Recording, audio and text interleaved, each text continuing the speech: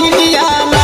तो चौका पूरे मलनिया आई है सातो बहिनिया ना ओ चौका पूरे मलनिया आई है सातो बहिनिया ना।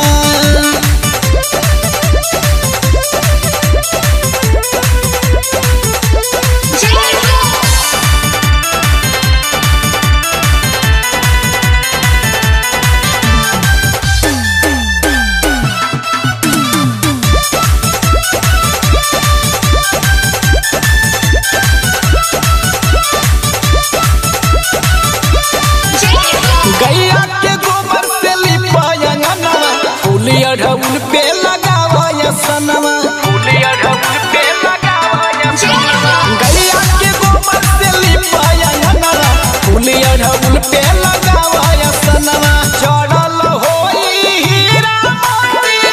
रूप चुनमुनिया सातो बहिनिया ना होई है सातो बहिनिया ना तो चौका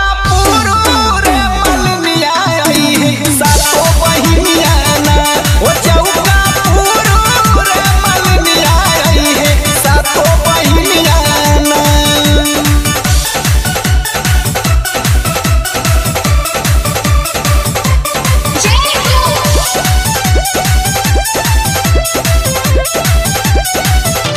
सेवा में कमी जे कुछ रह जाई हमनी पे होई है